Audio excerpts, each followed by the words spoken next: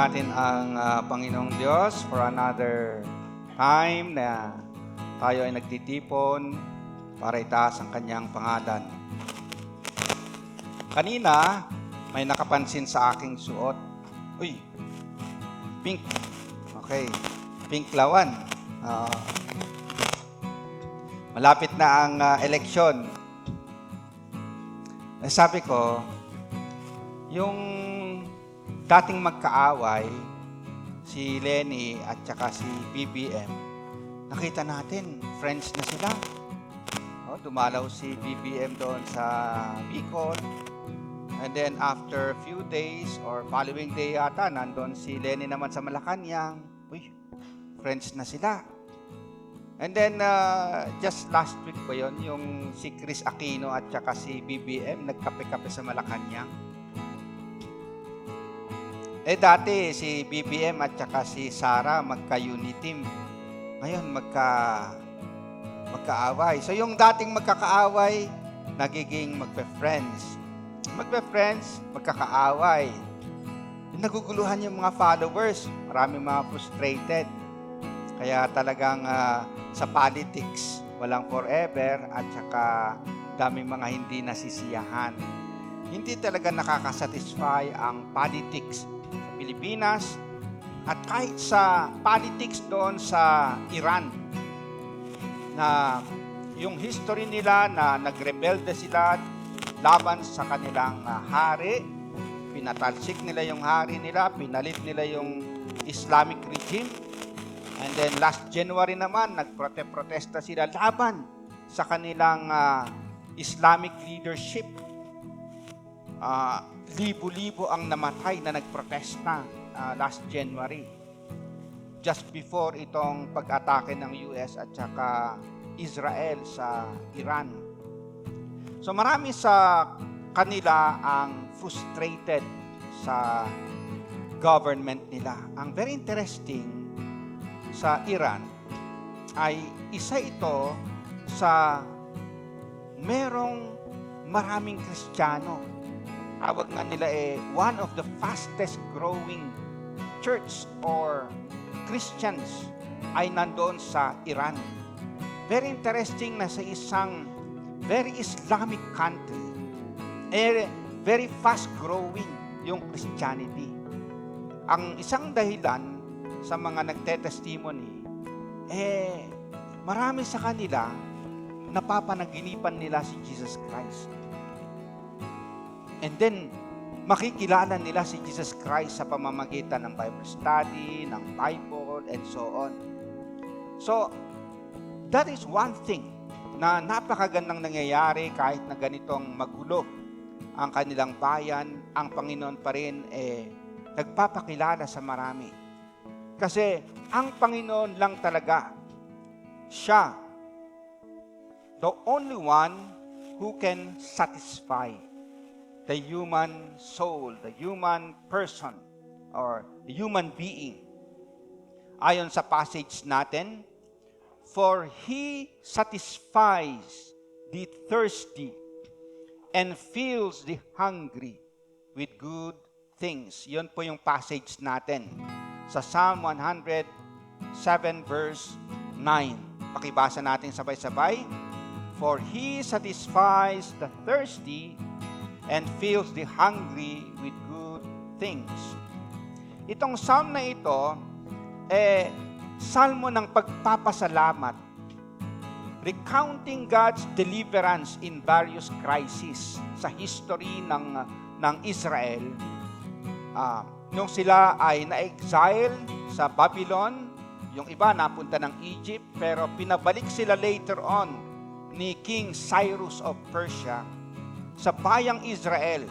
At nung nakabalik na sila doon sa Israel, isa ito sa kanilang pasasalamat. At naaalala nila ang ginawa ng Panginoong Diyos sa kanilang buhay.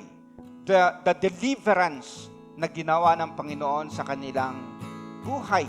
Kung paano sila dinala mula Egypt papuntang Canaan. At yung time na yon, kung titingnan natin, from Egypt dumaan sila sa wilderness. Nauuhaw sila, pinainom sila. Nagugutom sila, pinakain sila ng manna. And then yung mga ibon, pugo.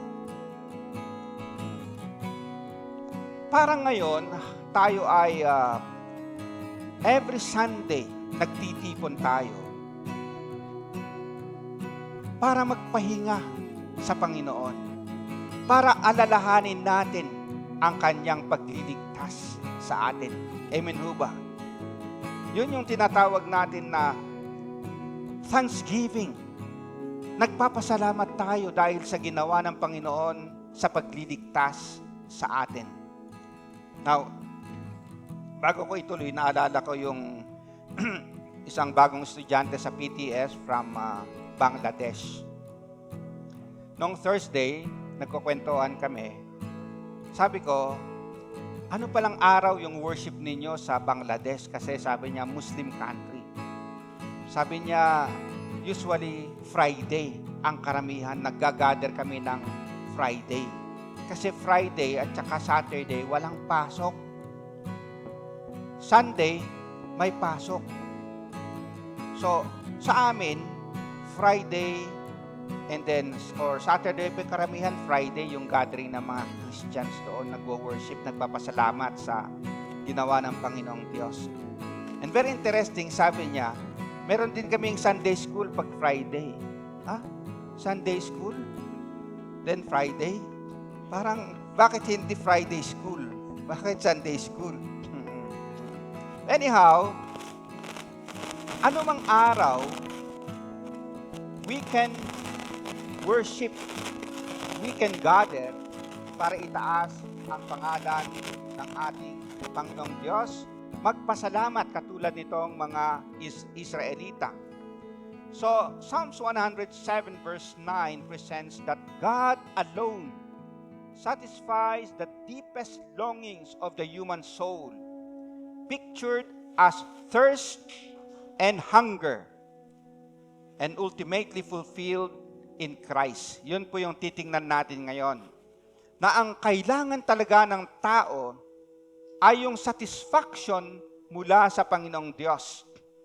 Yung metaphor or figures of speech na thirst and hunger, ginamit ito para ipakita yung deep longing ng tao. It's more than just physical needs, yung longing ng tao. And ultimately, fulfilled by Jesus Christ. Siya mismo ang nagsabing, I am the living water. I am the bread of life. Sa New Testament. So, tingnan natin ang mga to. So, ito yung question natin sa message. Who satisfies the human soul? Basahin natin ng sabay-sabay yung next na slide.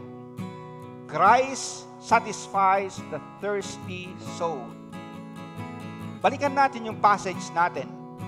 For He satisfies the thirsty. Right? Dito muna tayo, no? He satisfies the thirsty. Now, kung titingnan natin yung original na pagkasulat sa Hebreo, yung soul, ang Hebrew ay nefesh. Nefesh. Pero hindi ito basta kaluluwa lang na na-translate sa ibang English translation or sa Greek Septuagint. Kundi ang ibig sabihin ng nefesh is the whole person. Okay. So, yung passage natin, He satisfies the thirsty. Sa NIV, hindi nila nilagay yung thirsty soul or thirsty person, basta thirsty. Pero dito sa Hebrew, meron yung nefesh, thirsty nefesh, which is translated na soul sa English. Pero sa Hebrew, ibig sabihin talaga nyan is the whole person kasi hindi nila hinati-hati, hindi katulad ng Greek perspective na merong hati-hati yung tao. parang Pilipino, kahit mayroon tayong sinasabi na immaterial part, kaluluwa, pero ang tao ay isang tao. Now, this thirst is one of the strongest human desires. In the wilderness, it means desperate need for life. Kasi yung picture nga na sila ay naglalakbay mula sa ilang sa disyerto at nauuhaw sila. And they were desperate na kung walang tubig, mamamatay sila. Spiritually, it represents the deep longing of the human heart for meaning, peace, forgiveness, and relationship with God. Na meron talagang hinahanap ang tao maliban sa mga material na bagay. Ito yung, ano yung purpose? Ano yung meaning ng buhay ko? Ano yung meron ba akong kapayapaan? Okay, and so on. And ito na-fulfill sa relasyon natin sa Panginoong Diyos. The Psalm declares that God satisfies the thirsty. He alone quenches the deepest longing or emptiness of the soul. So, yung paliwanag ko kanina, yung word na nephesh sa Hebrew, the whole person. Pagdating sa, na-translate sa Greek, yung dito sa Hebrew, ay sa Greek, ay suken or suke, doon nanggaling yung word na psyche or psychology. Na ang malalim na ibig sabihin nito is empty soul. Empty soul. God alone quenches the longing of the empty soul. Yung empty. Yung walang-wala. The emptiness sa puso ng tao. Sa Tagalog, sabi dito, sapagkat kanyang pinawi ang uhaw ng nauuhaw. And then dito sa nabasa kanina sa Tagalog, upang masiyahan. Upang masiyahan. Pinapakita dito na ang Diyos natin pinapawi ang uhaw ng nauuhaw para masiyahan. Merong kasiyahan ang tao na natagpuan ang Panginoong Diyos. Tingnan natin sa next na slide yung Psalm 107 verse 9 sa ibang translation.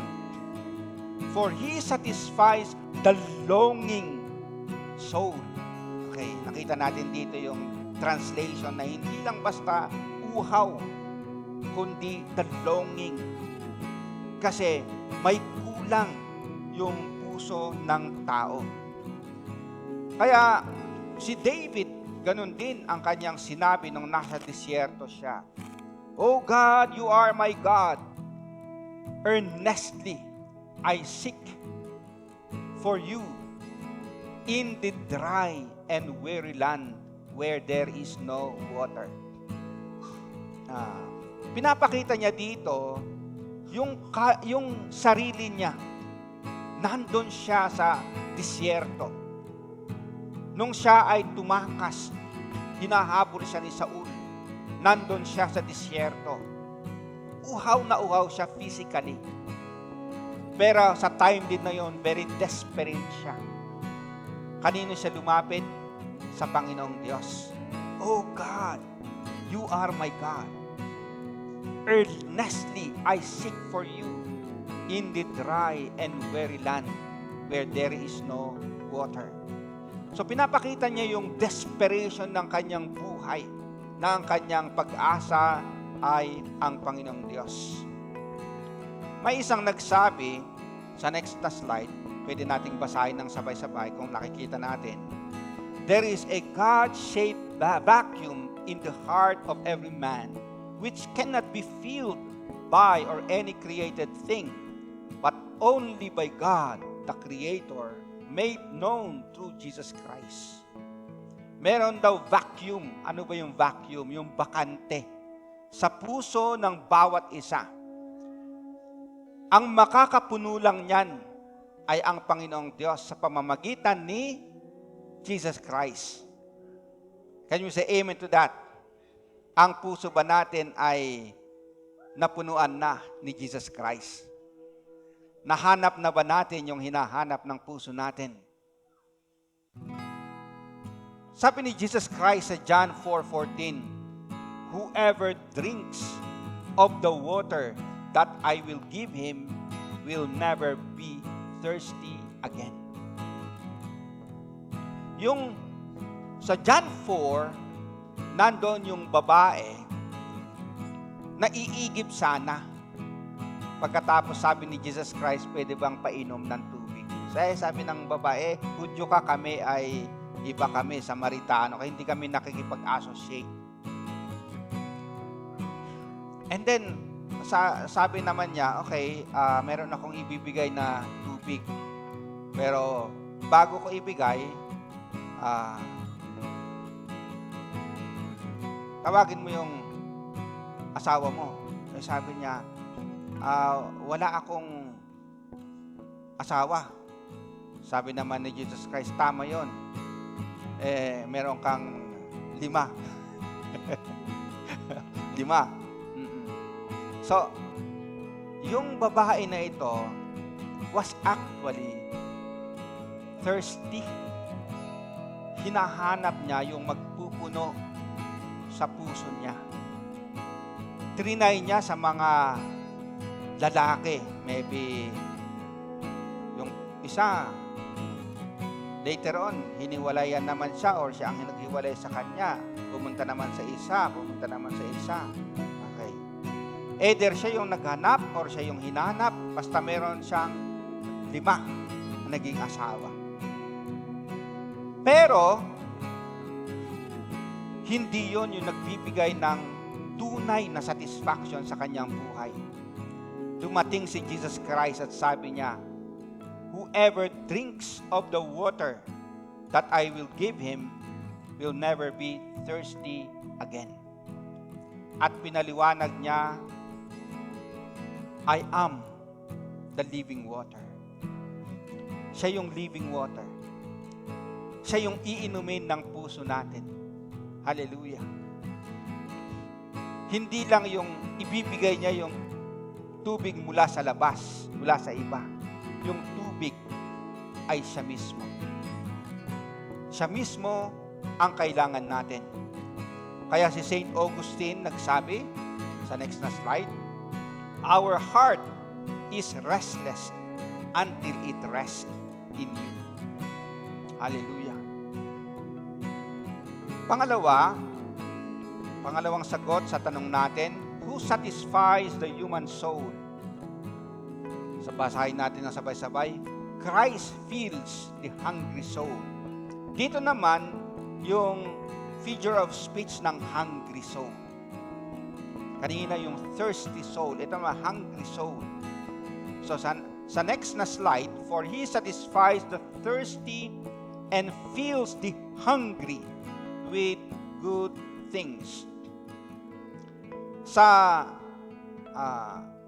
translation sa Greek, nung translate yung Hebrew na nephesh sa Greek, Septuagint, ang translation ay suken pain o son, hungry soul, conveys deep existential need.